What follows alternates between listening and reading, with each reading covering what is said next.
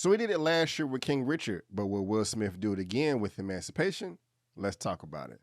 My name is Brandon Keith Avery, and this is just my opinion.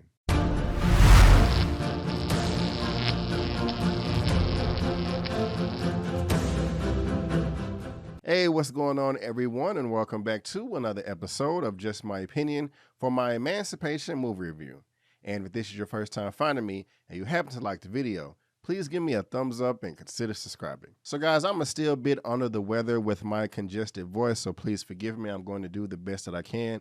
But now we have Emancipation, a film that I was really looking forward to. Why is that? Because we have Mr. Will Smith at the lead as Gordon, as Peter, as Whip Peter, as you're seeing floating around on your interwebs. I am a big fan of Will Smith. I mean, huge. Pretty much everything he's done besides Wild Wild West and another title or two have been pretty good, but I'm a big fan of the man. And when I found out that he was attached to this, I did get excited. I'm also very excited because of the director, Mr. Anton Fuqua. And if you did not know what the man looks like, here he is right here. And if we scroll all the way down to look at his filmography, of course, he did Training Day that came out in 2001. Pretty much everybody loved that. It was a phenomenal film. I even like Bait that he did the year before that with Jamie Foxx. That was a funny movie. I think I saw Tears of the Sun. I can't remember, but if I do remember correctly, that was a great film as well. But he did King Arthur that came out in 2004. I own that on DVD. I love that film as well. And on top of that, Shooter with Mark Wahlberg. I remember when this came out, I think a lot of people crapped on it, but I thoroughly enjoyed Shooter. I don't know what everyone else was thinking. Brooklyn's Finest was pretty good as well. Olympus Has Fallen. I honestly right now don't remember if this was the original film or the sequel. If this was the sequel was quite good, but also The Equalizer. Southpaw was great. I remember giving that film like a 9 or 9.5 out of 10. I love The Magnificent Seven, even though that is a remake from the original film y'all know of many years ago, and The Equalizer 2. And now we are talking about Emancipation. So with Will Smith at the lead and Anton Fuqua at the director's chair, I thought that this would be pretty great. My expectations were high, to be honest with you. Now, as far as the writer is concerned, Mr. Bill Coolidge, I'm not too familiar with this man, but when I look at his filmography, he did write Assassin's Creed, and that was not the best film, or Allegiant, and I really don't remember Transporter Refuel. That's probably the third one. It was okay. Exodus, Gods, and Kings, oh my God, that was a turd monster. And Tower Heist, I don't really, that was okay. But Accepted, I do remember this film in 2006. I think I do have it on DVD, and it was quite funny. I did remember getting a lot of laughs out of this one. If I remember correctly, the school was the mascots of the sandwiches, and the name of the institution was like the South Harmon Institute of Technology. So the acronym spells SHIT. So if you put it together with the mascot, they were the shit sandwiches. I remember finding that to be very hilarious, but let me know. Yeah, this is right, the South Harmon Institute of Technology. So yeah, the mascot was sandwiches, so they were known as the shit sandwiches. It was hilarious. I like, stupid stuff like that. So I don't mean to just crap on Mr. Coolidge as a writer, but at least he did put out Accepted, which is quite funny. But if you've seen any of his other work, please let me know what you thought down below in the comment section. But like I said, with Will Smith directing this, it seemed like an interesting story with the tale of Peter, Whip Peter, or Gordon. We've seen that photo floating around the internet since the beginning of time. And me personally, I never knew the story of it. I just knew that it was a depiction of how horrible slavery was. So with us getting a movie about that, I was intrigued to say the least. But before I get into all the nitty gritty, before I talk about all my likes and dislikes, let me tell you exactly what this movie is all about. A runaway slave forages through the swamps of Louisiana on a torturous journey to escape plantation owners that nearly killed him. All right, the first thing that I want to get off of my chest about this movie that I really did like, I will go ahead and say that on a technical level, I think this film was a cinematic masterpiece. My goodness gracious, what Anton Fuqua was able to do, the director, with the imagery, with the cinematography of this film was simply outstanding. It's one of the best looking movies I've ever seen in my entire life. Now, I'm not saying number one or top three, but it did something at the very least that I've never seen before, especially with the color. This movie is both black and white and in color. And what I really liked about it is it's so inconsistent with what's black and white and what's color. You cannot guess it. It is at random. And as the film is progressing on, I like the guessing game of that I was playing with myself on what scenes were going to be color and what scenes were not going to be. Giving you examples, sometimes when Will Smith's character Peter is navigating through the swamp, everything is black and white except for the foliage or except for the grass or, the trees or the leaves or anything like that. It's all green while everything else is black and white. Sometime when Will Smith is captured as a slave, he will be the only slave with color. Everybody will be in black and white, but Will Smith, his character Peter Gordon, will be in color. His clothes will be in black and white, or his hair, but his skin and the mud on his skin will be black with color, and I really did like that. Some shots where everything is in black and white, but you will see the red and the Confederate flag, or red blood on the ground or on a cloth. I mean, it was just a random spectral rainbow of color coming in and out throughout this film, and I thought it gave it a nice touch, and again, something I've never seen before, and I was honestly blown away. And I was also lucky enough to watch this at home, and I have a pretty decent setup as far as 4K presentations are concerned. I don't necessarily know what the resolution that I was looking at this at home. I know that it was at the very least 1080p, but it did look very, very well. Whether you see this in the theater or at home, I'm very confident that you're going to have a great time just looking at this film visually, and I'm not just talking about the color either. The way this film was shot is amazing. This should be taught in film school, in my opinion, on how to get the job done and set yourself different from anything that's ever come before. I love so many shots in this film, especially when Will Smith's character Peter is running away from the slave catchers, the white supremacists, even just trying to hide underwater in the swamps.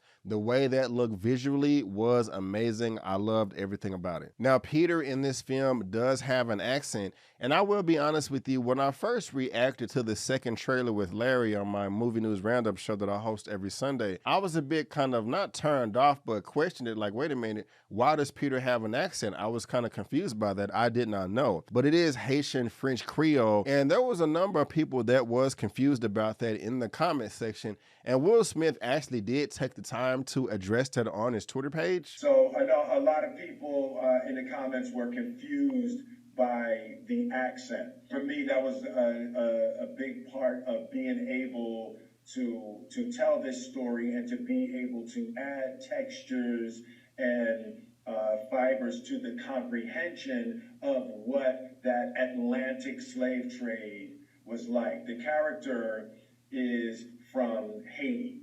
So just before the Haitian Revolution, a lot of the slave owners, they fled from Haiti into America, where they thought they would be able to continue to maintain their slaves. So the accent is Haitian French. So it's that Haitian French with that Creole from Louisiana. So Peter and his wife were brought from Haiti, and that was their native language, and then their children were born and raised on a plantation in America, and so they were raised under American English. So there's a whole lot of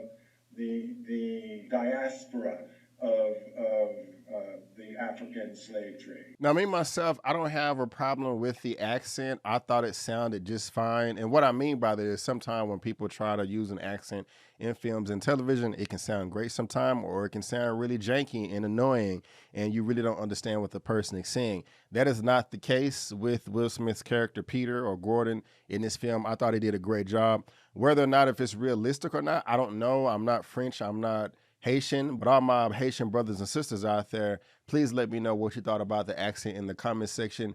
If you thought it was okay, or if you thought Will Smith hit the nail on the head. I am curious on what your thoughts are. Now, there's also people questioning online of whether this is accurate or not. Like, wait a minute, is Peter really from Haiti, or did they just change the story? And I personally don't know. On one side of it, I know that there are some great researchers out there that are saying like, okay, hey, why did they change the story? Peter wasn't Haitian, he was American. You know, but I'm also looking at it the other side as well. I know that there is some accuracy to what Will Smith said with the Atlantic slave trade, and slaves were traded back and forth during that time in the 19th century. I don't know exactly if Peter is Haitian. I mean, if he is, great, I still love him. But if not, I don't know why they would change it. But I'm just kind of curious because the wordage that Will Smith used in that TikTok clip I just showed, that he wanted to add texture. But regardless, he did a great job. And again, there is truth to Haitians migrating to America during that time. I mean, that is realistic. And so I'm not going to make any gripes about it. If you are curious, there are a number of articles that I'm leaving in the description box below. This one is from the Pew Data Research Center that came out in 2015. Another one recently just came out this year, but it's a few pages and has a lot of information on that if you're curious. But I know at that time, I know that there were here, and it was a very small amount, like less than 1%. So, you know, I'm just, you know, if you want to research that, you possibly can. And again, that is in the description of this video. And Will Smith did bring up the Haitian Revolution that ended in 1804. This film took place in 1863, and the film does dive into that just a little bit. But if you are curious on the Haitian Revolution, you can just Google some stuff if you want to. But Tariq Nasheed was also able to put out a very great documentary on that, 1804, The Hidden History of Haiti.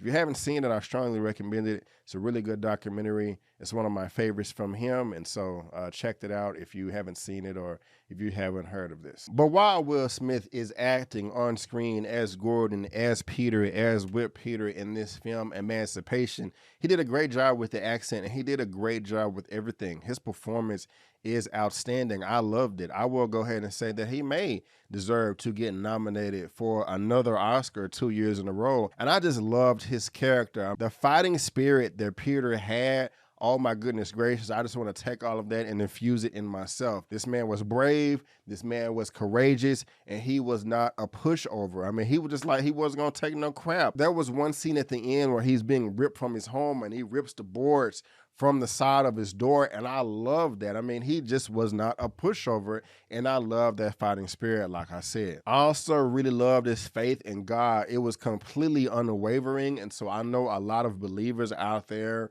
will feel thrilled by this, but it was also really concerning because when they're on the plantation, you can hear one of the slave masters on top reading these whitewashed, watered down versions of the scriptures saying slaves should obey their master. I liked all of that because it was authentic. Unfortunately, a lot of black people in this country, in the world, are still brainwashed from all of that programming years ago, and it is to our detriment. And so to see that in this film did make it that much more authentic to me. But at the same time, I love the conversations and the dialogue that the slaves were having amongst each other in this film about God and their faith or the lack thereof. You have Peter over here that you cannot shake his faith whatsoever, but you have another slave over here that was just beat, that was just raped, and is bleeding and bruised, and is just crying for any type of help and just agony, chained up, talking about, dude, what are you talking about? Where's your God? Like, why is he not here right now saving us? And the thing is,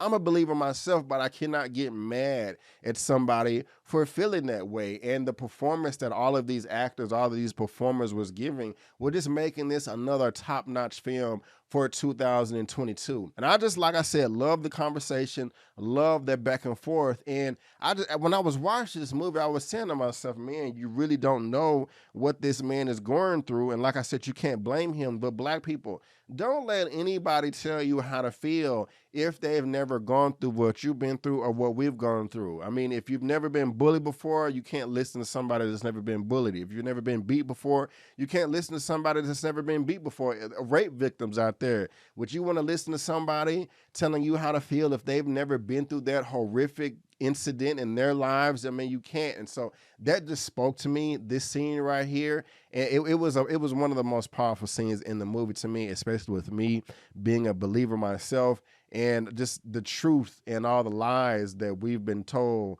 throughout the years about God and, you know, what's true and not true. I mean, all that was in this film. I loved it all. But Peter didn't have a defeatist mindset. He always had his head on a swivel, looking to his left, looking to his right, trying to find a way out of this oppression that he was faced with. And I like that too. They also did just a great job that it just takes one spark to ignite a people to come together and fight back oppression. And I like that. There was just a scene where there was a distraction and it was like, hey, let's wreck shopping. Everybody just ran buck wild, just trying to escape. Nobody was scared, and I like that. Maybe their plan wasn't thought out, but I do like the drive that everybody had. That was great representation, so 2 thumbs up right there as well. And just going back to Will Smith's acting, as he is running through the swamps of Louisiana, trying to reach Baton Rouge to join the Union Army led by President Lincoln, his acting when he would grab a ladle of water and how desperate those sips were, or when he's in a boat on the river in the swamp in his canoe, blessing his food, trying to eat and save his life, and the way he's scooping up the food with his fingers and looking all around. Those small details just set Will Smith apart from everybody else as an outstanding actor, as an outstanding performer, and he does deserve recognition for this. It was a great performance. Even when it's silent in the movie and all you can hear is all the insects and animals and birds, or how he's looking out at the sky like, man, why are we going through this? I do believe in you, God, but I am questioning you right now. And I think we've all been there before. Like, why am I going through this right now? Like, what did I do to deserve this? You know, at one point in time, you see Will Smith, he believes everything in God, but another time, he's just like I said, questioning his faith. And like I said, we've all been there before, and I was able to relate to that on all types of levels. And Antoine Fuqua knows how to craft a film when he's breaking away from the slave plantation, away from the campsite, the territory, the terrain. The next shot is just the swamps, a wide shot, and you're just telling yourself like, damn, he's gonna have to go through all this to survive. It was, I believe, 80 or 81 miles that he had to trek alone with barely any resources for like 5 to 10 days with an infected leg. And it was a nice adventure. It was a nice ride, and it was quite thrilling. This is a chase thriller adventure movie, not necessarily action. I mean, there is fighting. He does kill a few white supremacists, but it's a tone that I've never seen before that I really, really did enjoy. It isn't high octane like Crank or Running Scared. It's his own film, his own tone, something, like I said, that I've never seen before. I even like the way they addressed the collaborators, the coon, the sellouts in this movie. I mean, there was a one standoff conversation. I love the dialogue that went there. You're the worst kind, the absolute worst. If you see the film, you'll know exactly what I'm talking about. I also love the nod to George Floyd. Shout out to George Floyd and his family. I love that part in this film as well. That was a lovely spark. And what's also interesting is the white supremacist ideology and how it lacks all logic and reason, and how they're programmed. And that also comes through from the performance of Mr. Ben Foster, one of the slaveholders in this movie. He is a great actor. We can scroll down and look at his filmography just a little bit. If you're a big fan of his, please let me know what you think down below. But he did a great job in this movie by being just an absolutely evil devil. And the back and forth that he had with Will Smith on screen was great as well. Just another highlight in this film.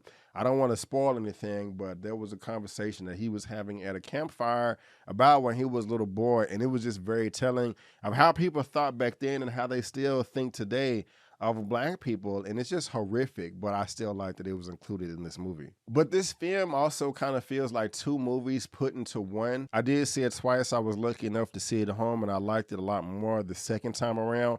I will say that, well, I'll wait till I get to that part, but the first part of the movie is just Will Smith being taken from his home, being forced to build the railroads in Louisiana, and him trying to escape to reach the Union Army with Lincoln. But when he actually gets to that point, it seemed like a different type of film. Not anything bad, but in a way, it was very uplifting just to see so many black people together in uniform and not on the slave plantation. Now, I know Glory, of course, came out in 1989. How old was I when that came out? 5 years old. And I do remember seeing this in elementary school, but I don't remember that much about it. I've only seen the film one time. And yes, you know, we had black men in uniform in the Union doing that film.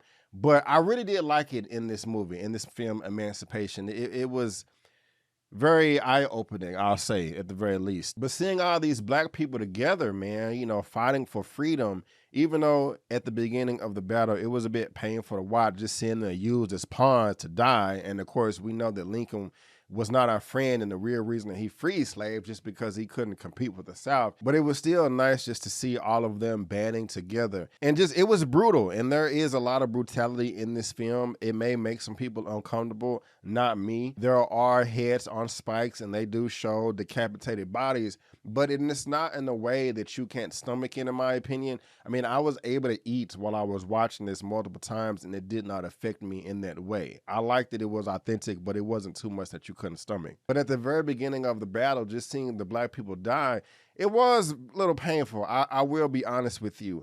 But at the same time, just seeing how none of them on the field wanted to give up, to see a black man being blown across the field with a cannon, realizing he survives moments later and looks over and still sees a rifle and decides, you know what, I just got my ass blown up, but I'm going to pick up this gun, do the best that I can, and try to take out at least one more white supremacist before I die. Man, it just really gets my blood boiling in a good way. And I want to see scenes like that over and over and over again. One thing that I will say is a bit confusing is the character in this film that Will Smith is playing, his real name was Gordon, but it's also Peter. But there was another character in this movie that was named Gordon as well. So I don't know if that was their way of trying to acknowledge one character into two or two characters into one. You can please help me out respectively in the comment section. But the rallying cry that was really given at the end when they was making their final charge to the Confederates, man, it wasn't painful anymore. It was a beautiful scene. I did get emotional and cry just a bit. And honestly, guys, the second time I was watching this, I took it back at least 5 times. Just said, we have to get to the cannons, get to the cannons. And seeing Peter scream, ah, leading the army, him running up a hill and taking this bayonet blade and stabbing it into a white supremacist's chest. Oh my God, that felt so good to see. I loved every moment of that. I did. And one of my favorite moments in the film comes in at the 1 hour and 50-minute mark in 8 seconds. One of the generals saying, we will not ask for freedom. We will not wait for freedom to be handed to us. We will take freedom. Man, if that ain't a word, I don't know what is. Like, seriously, that was the best part in the movie for me because there's just so much truth to it. And it relates to the way I interact with people today because they'll ask me, Brandon, do you really feel like they'll give us reparations? And I'm just saying to myself, why do you even have that type of mindset to where, like, would they give it to us? No.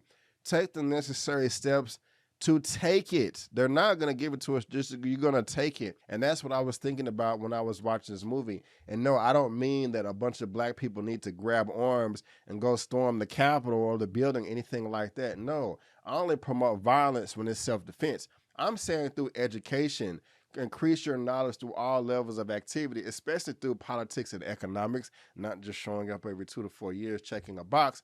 Not judging you, but I'm just saying, just like me watching Till earlier this year with Danielle Dadwala, I was inspired by this movie to do more, to open up a book, to go on the internet and go to Google and research some stuff. The name of the captains, the name of the lieutenants, the names of the generals, the names of the territories and the rivers, and where the cotton was picked and where the railroad was laid, to also look up to see how much money was generated from these activities, from these works of labor, and all the wealth that was built that is still circulating in the economy today.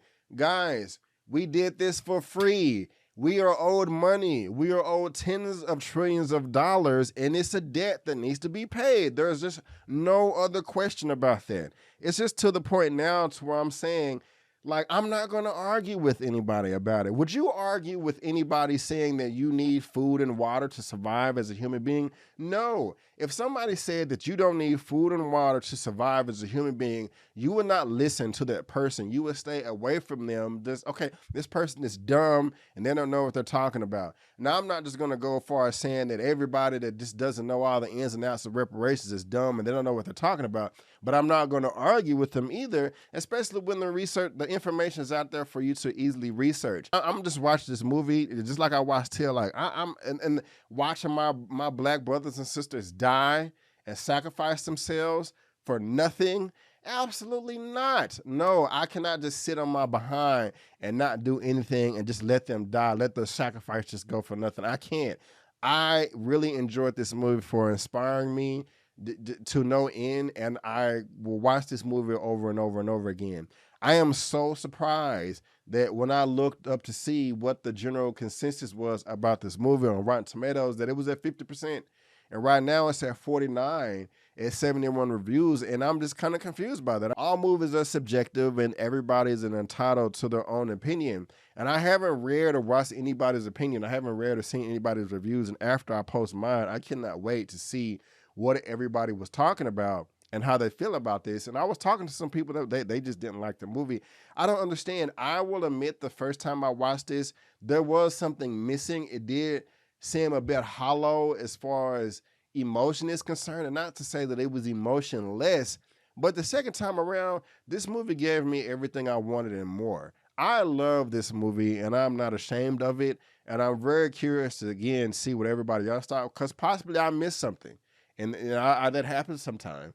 But I really did enjoy this movie. I didn't like it. I didn't hate it. I loved it. This movie moved me. I was emotional. I thought the performances was great. I thought it was a great technical achievement.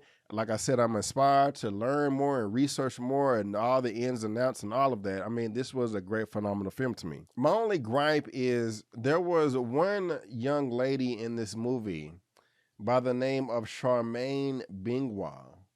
And I didn't like the continuity of her character, because I don't want to spoil anything. I'll just say that she made a sacrifice in this film that I do respect, and just shout out to all the mothers out there. When you see the film, are you willing to make the sacrifice that she made to keep your family together? Let me know. I think the answer is yes, but I'm curious. But she did do a great job. Also, there's an article to this link in the description box as well. The Scourge Back: How Runaway Slave and Soldier Private Gordon Changed History. Just talked about Whip Peter, and there is the image right there. And again, if you want some information from the Pew Data Research Center, there's a link to this in the description box as well. Also, Will Smith talking about this on his TikTok. It was also quite interesting that the producer of this film, by the name of, I think something McFarlane is his name, Joy McFarlane, he brought the original Whip Peter photo to the premiere and said, he pulled it out of his pocket. When I first saw the headline for this, I was just thinking that, bro, did you have it like folded in your wallet, literally? But no, he had it in a plastic case. I personally don't mind the image of being there, but I do have a problem with him saying, like, the way he worded it, I wanted a piece of Peter to be there. And he presented it like it was his own personal collection, him saying that he's going to donate everything after he dies. I don't like that at all. Like, I mean, if you want to have the original photo there, that's the perfect place to do it. But for you to just kind of pull it out your pocket and then put it back and like, okay, I'm going to go take this back home and add it to my little, I don't like that at all. I don't like that at all. But y'all can, there's a link to this in the description box below as well if you do want to read that. I will go ahead and give my rating for this at the very end, but for now, guys, that is just my opinion, and I want to thank you so much for tuning in. If you did like this video, please go ahead and give me the thumbs up.